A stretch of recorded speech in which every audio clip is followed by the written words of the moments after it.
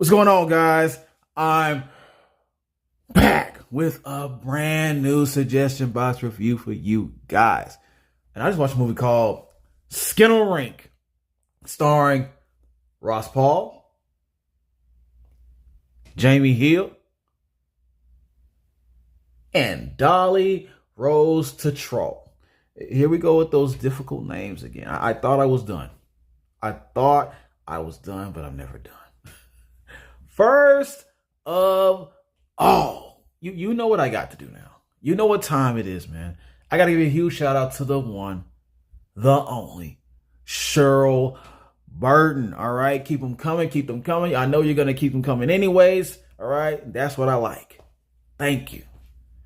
First of all, again, let's discuss nostalgic movies. All right, not that much for everybody, just for me. I'm being selfish. These are nostalgic for me. Okay, so these won't be in any particular order or year, just ones that popped out of my head on the random. All right, and the first one that popped into my head was the Teenage Mutant Ninja Turtle franchise. Not necessarily all of it. All right, because I grew up with the cartoon from the late 80s all the way through the 90s, right? Yes, this was the cheesy cartoon, but in my heart and my mind and soul, this was the best one out of all the cartoons they put out for the Turtles, all right? Fight me if you think wrong. You think different, all right? Everybody knows that Michelangelo was the favorite until you get older and Raphael becomes your favorite one. Right, that's just how the order of things goes. Okay, then the movies started coming out in the 90s, 1990. Immediately the movies came out. Yes, these days those practical effects would not fly. All right, they'd be very horrible to these new generation. This with your heavily sedated CGI. Okay, but you know, back in the day we loved that, and just watching these movies just reminded me of the cartoons. Because I love the cartoons so much, I enjoyed the movies. The first one, Secret of the Ooze, and Frozen Time. No, the game was better. I'm sorry. But then years later after that, some new ones tried to come out. All right, 1 and 2. All right, 2 had Bebop and Rocksteady. Finally, what the fans were asking for. That was a highlight. But besides that, it was also heavily CGI'd. And, not really needed all the time. But still, I get a lot of good memories from watching movies like this. Okay. And this is my favorite. This is my number one cartoon as a kid. Hands down. Another one that comes to mind. The Uncanny X-Men cartoon. Okay. I watched this every Saturday morning as a kid, religiously. I started out with the comic books. You know, my friend in high school put me on to this.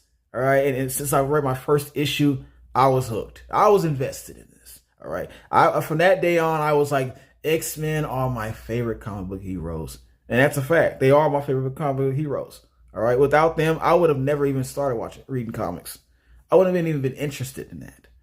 Okay, but that's what did it for me. And so when I started watching the cartoon, it was perfect. And it's nothing like that new one that came out after it. All right, this was actually, aligning with the comic books. This kept up with the comic book storylines, unlike some other things that have happened within the X-Men universe. Yes, it had its movies later on, like, the part 1, 2, and 3, The Last Stand. Those are great because now me watching those, I get to think about the cartoon and the comic books as a kid, all right, or as just a younger teen, all right. And then I go back to this and just to see those characters on the big screen now, that was something special for me. That was special for me, okay? Despite of how better they could have done. And they could have done a little better. But then, of course, later on, the new generation of this comes out, right? And it had a good start. It had a good start and a bad end. Hopefully, MCU will do it some justice. All right. Then there's cartoons like G.I. Joe. Now, yes, while this is more of my brother's generation, I was still around and alive to watch this as well. And I also grew up watching this. Yes, I'm still old. I'm old too. All right. This is supposed to be the perfect embodiment of what the military heroes were like. All right. They're going against Cobra and all this. And no, they didn't. They didn't really get as violent as you think they would. And it's a cartoon, but good cartoon to watch. Very nostalgic. So when the movies came out, unfortunately, that was probably the strongest point of me going to watch the movie. It would take me back to the cartoons, and you see the special characters, all the characters you knew from the show, they're in the movie. Well, not all of them, but most of them were. As strong as that could last. All right. Another one, Transformers. All right. Just like G.I. Joe, this was more of my brother's generation, but still, I was still around to see this. I was still around to grow up and watch these as well. Okay. It was for the first time we see robots turn into cars and tanks and all kinds of machines and animals. And that was something new for us. And it was cool. You get to know the characters. You get to know Optimus Prime and the humans that for some reason shouldn't even be there. All right. But I grew up just loving that aspect about that show. But then they came out with the movies. It wasn't bad at first, good old Michael Bay. But the issue with the movies is you can never understand what the hell is going on. All that moving and jumping around, every time they fight, you don't know who's getting beat up. The CGI, you just get lost in the CGI. Okay, you get lost in the CGI. And that was the problem for me. But still, watching those movies, once again, takes you back. You get reunited with the characters you loved as a kid immediately. All that. So it's a very strong nostalgia point with that movie. Another good point about nostalgia, the music. Just simply the soundtrack to a movie can take you back. Any Adam Sandler movie, for example, okay? You can watch almost any Adam Sandler movie, especially the ones in the 90s all the way to the early 2000s, okay? All of the scores were they could take you back. I don't know who was picking his music, but they did a great job. They did a knockout job, okay? Movies like The Wedding Singer. Click had some bangers. Man. I just try me. Try any movie from the mid-90s all the way to the early 2000s for Adam Sandler, and you'll get the same effect. All right? Kudos to him for that. All right? Another good example of that is The Guardians. This is an easy one. This is too easy because not only can I feel that, I know I'm not the only one. I know I'm not alone on that. The Guardians is probably the only Marvel movie that you go to for the music. All right, that you go to listen to the soundtrack in the background, and you almost forget what the plot is. Okay, I like how it makes you just go back and flash back to a different time while you're in space. All right, so you had that little contrast going on. You're in space. You're watching these people in outer space in this cosmic land, and you're listening to some 1970s type stuff.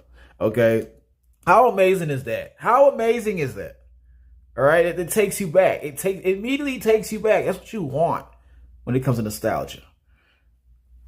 Another good example, mid-90s, produced by Jonah Hill. All right, everything about this screams 90s. That's the other kind of movies that the ones that are a memory piece.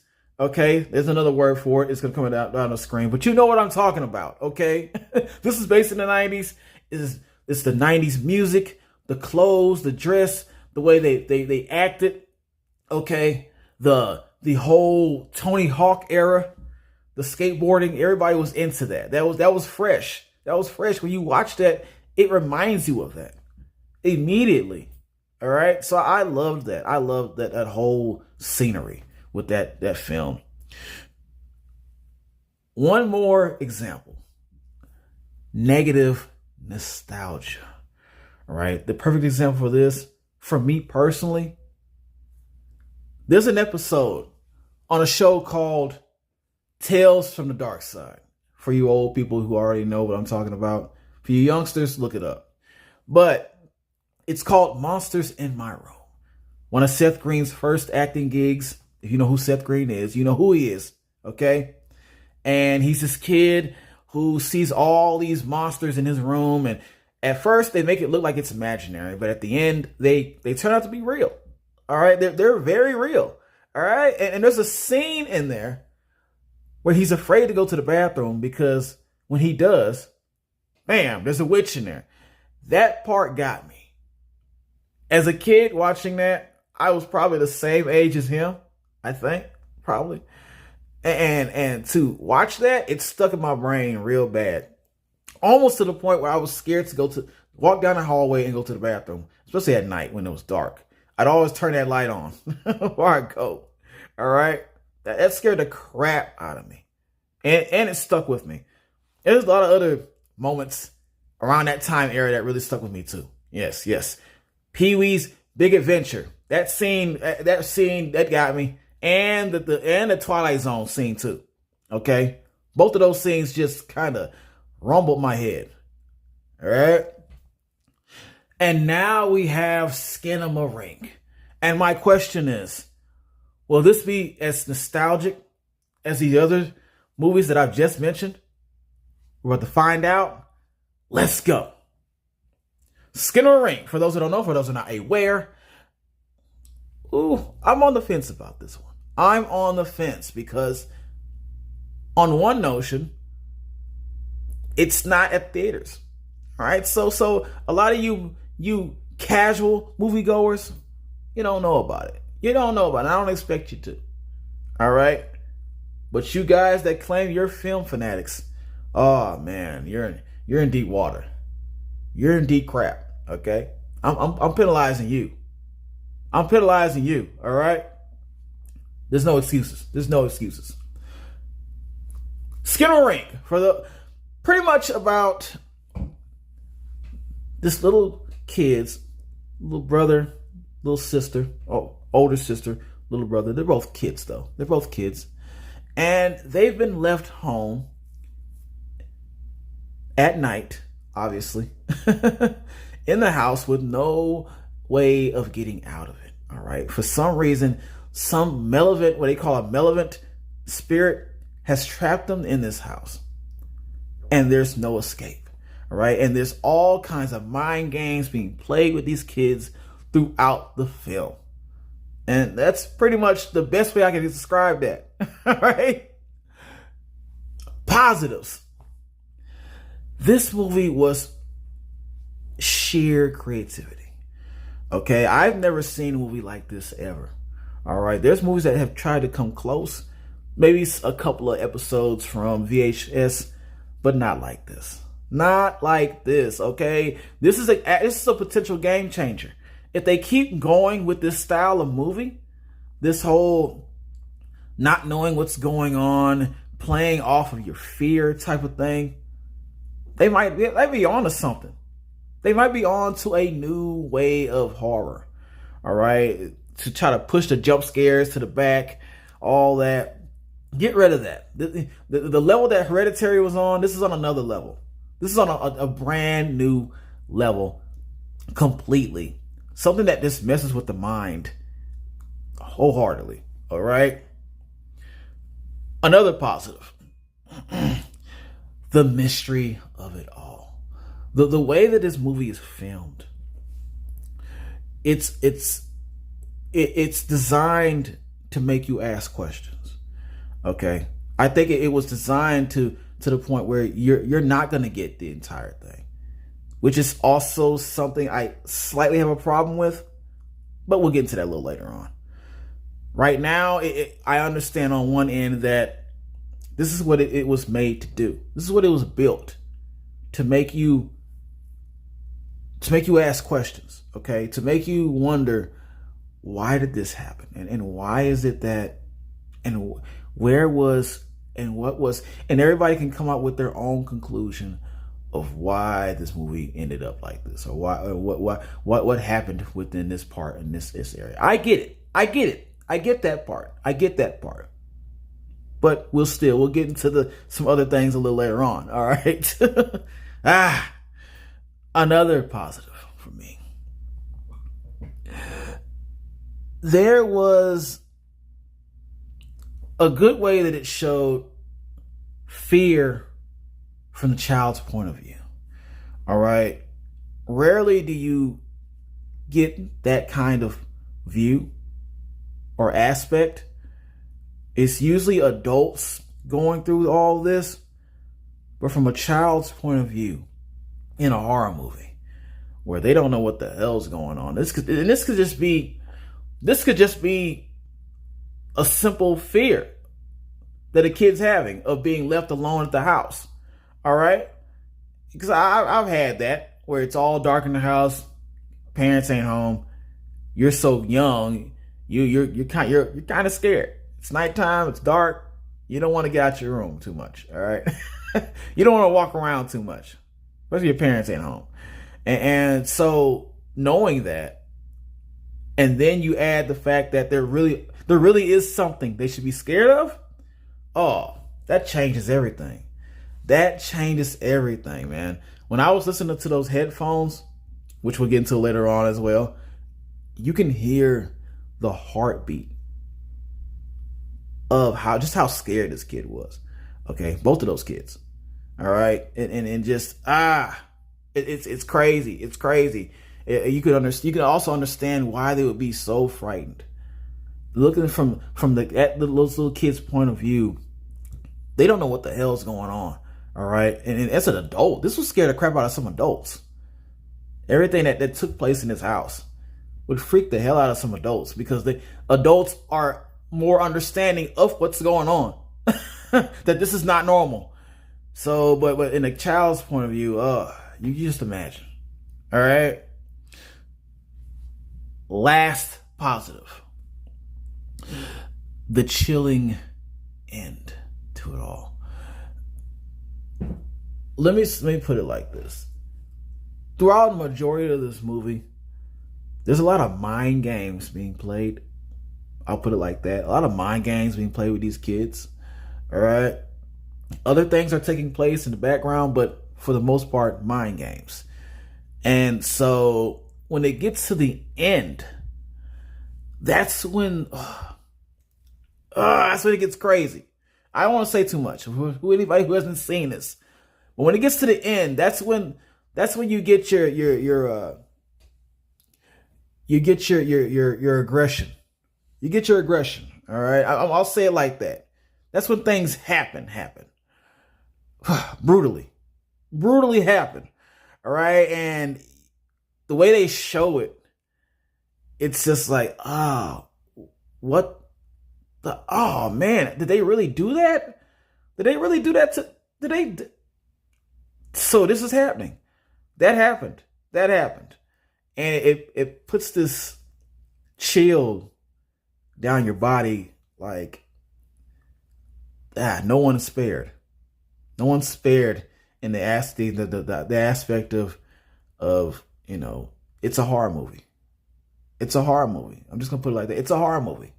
Just know that. So expect that. Expect what to expect. Okay? Negatives. This, for one thing, first I have to mention, was a chore to watch properly.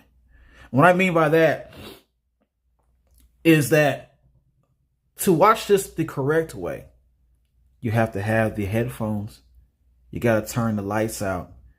And I had to have, Daniel had the screen in my face, plaster to my face, to get the experience right. Because this the only way that this can really get to you. is if you watch it in just that manner. Okay, yeah, that's what I mentioned earlier about the heartbeat. You hear everything. You hear a lot of things you would not hear without those headphones, man. I'm just gonna put it like that. Just a word of advice. Without those headphones, you're not gonna hear a lot of that. And so the experience has to be done like that. Now, my problem with that is that you don't always. It can be difficult. You have to wait around the right time to do it. You can't watch this in the morning, of course, because turn the lights out in the morning, it's not the same thing. It's not the same effect. So that was an issue for me. That was an issue for me. It has to be the right moment to watch this. Okay. Another negative. The moral of the toys moving by themselves in the movie was pointless to me. I'm gonna admit that for a lot of times those toys moving around, it was a little annoying. It was a little annoying. It did nothing for me. The ghosts just felt like they were playing around at this point, and I didn't understand that. But it's a whole explanation of realms and all this. But at the same time, it got kind of like it was wasting time. It was wasting time. Another negative. Some parts were hard to figure out. Let's put it like that. There was a phone call, even after it was kind of made clear that one of the family members were not, supposedly living anymore. Then a phone call came for the dad. And so I was wondering, who is he talking to? Who is he talking to? And that was head scratching. That was head scratching for me. All right. That was confusing. That was quite confusing. I didn't understand that. Then there's a couple of other situations in there like that as well that just kind of put a mark on this movie for me. All right. My last negative. This movie, no matter how many times I tried to watch, I still find myself dozing off at several moments. There are moments in the movie where the screen comes at you so slow and so slow for something to happen. It waits so long for something to happen that you doze off. You doze off trying to pay attention and just focus. So that's an issue for me as well. But with that all said, I got to give this an I cool. Yes, an I cool. I know. Still a game changer. That doesn't change anything. Press that like button. Subscribe. Right? You better share.